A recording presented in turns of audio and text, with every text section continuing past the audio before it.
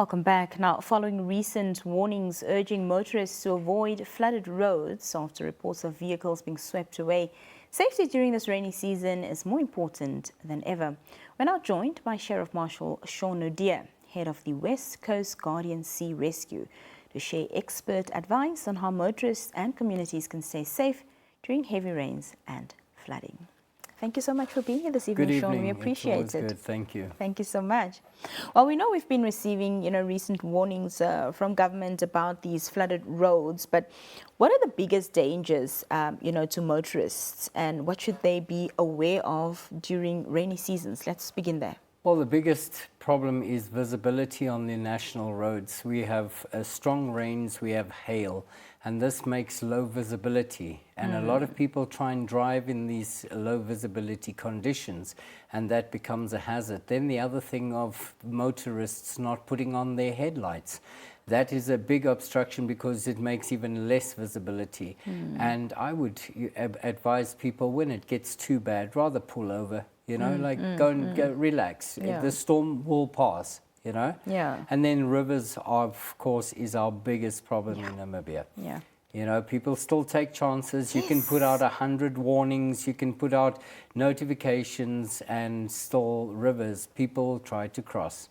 Speaking of that, because rainy season in and out, we see how cars get swept away, people get swept away when these rivers do get flooded. And it seems like no matter how many times we reiterate that it is dangerous, people still take chances, as you've said. But what immediate steps should a driver now find themselves, in this position? What immediate steps should they take to get out of these rising waters, or what should they do firstly? Well, in all the years that I've been doing emergency rescue services, I haven't had 1 year of rains where we haven't had cars wash away. And we just recently in the south, in Aruap and Keetmanshoop Was that and not Mariental. earlier this week or last week? Yes, it was this week. We had 5 cars wash away. We had 2 vehicles. We had 1 person that was trapped in a vehicle. He managed to climb out the vehicle, got onto the roof, and ended up in a tree. They had rescues with boats, so the councillors and everybody got involved. But at the end of the day, firstly, abstinence is better than cure. So if you can abstain from going, if you see the waters are flowing, although it looks like it's flowing very soft and that, you don't know the undercurrents. And being with the Coast Guard at the moment, I've been learning a lot about currents and flows. And although the water looks very passive on top, we lose people to drownings because of the undercurrent that comes and sweeps them away. And you can imagine it does the same to a vehicle. But should you, for some reason, decide to take the chance and you find yourself in a predicament, the first thing you want to do is get out of that vehicle. You don't want to stay in the vehicle. And you also don't want to have closed windows, because what will happen is you will flood in there and you'll drown inside your vehicle.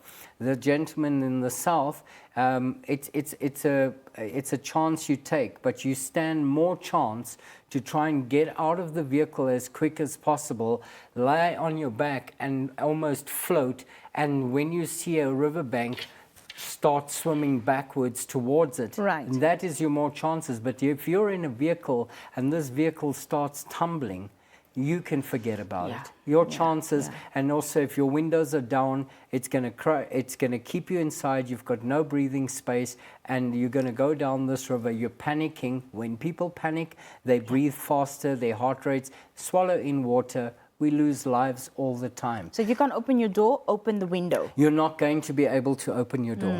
Break a window.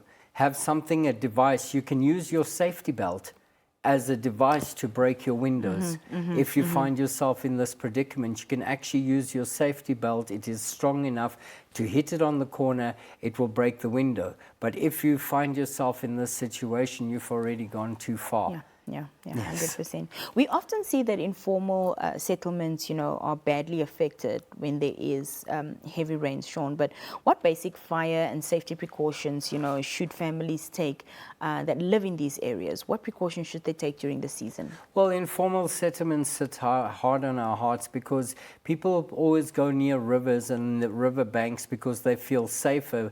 And this is the problem the minute there's flooding or fires, because your grass is in your in your riverbanks, Yeah. your long grasses. So in the fire season, you're going to be the first ones to get the heat of the fires. I would suggest, if you live near riverbanks and you're in an informal settlement, build walls, passages, keep the riverbanks clear, keep it clean, because what happens is all rubbish and trees and rocks And debris will cause Yes. a blockage. That will dam up in the case of water. Yeah, In yeah. the case of fire, it's going to spread.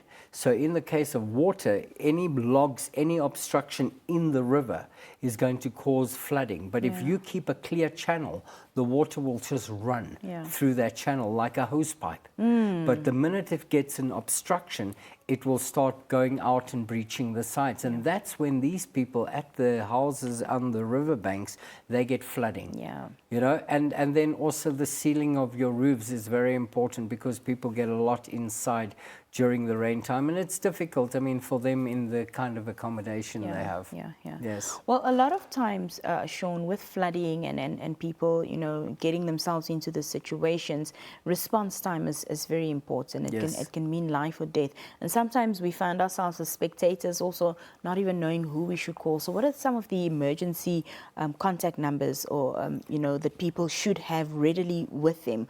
What are those digits that we should, you know, all have in our phones? Minutes matter when lives matter. I've jumped into a river before, risking as an emergency responder.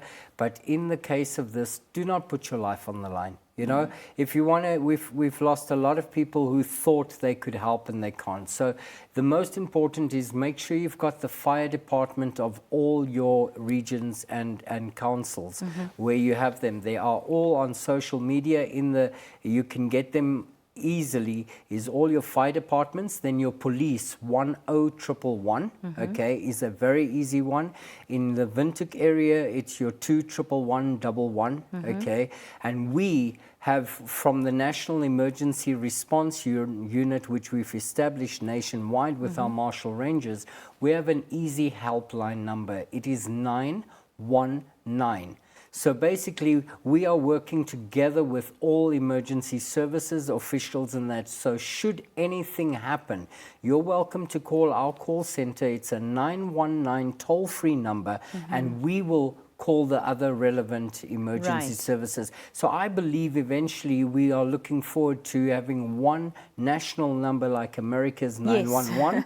Ours is 919, that everybody can remember. You can teach your children, and that way it comes through a centralized control center, and we can dispatch any form of emergency. Trying to remember long numbers is very difficult in an emergency. Exactly. So 919. I'm personally on the other side of the line. I've got a control center, and I will make sure every call gets attention, because minutes matter when lives are on the line. 100%. Well, Sean, I think from every Namibian, I just want to say thank you so much for the work that you do. I know you don't always get you get your flowers. I'm giving you your flowers tonight. We appreciate you. We see what you're doing, and we are behind you. Thank you very so much. much. And we wish you just to go from strength to strength. Thank you very much. Thank you very much for being here Let's this be evening. wise and save lives. Thank you. That was Sheriff Marshal Sean Naudé, head of the West Coast Guardian Sea Rescue, speaking to us about the precautions we need to take during this rainy season, which easily comes with floods. And the number he's provided there, which is easily remembered, is 919. And they've got a central point where they can dispatch to anywhere in the region. You might find yourself, if you don't know your local emergency numbers, you can call 919 and they will put you through to the necessary and needed individuals.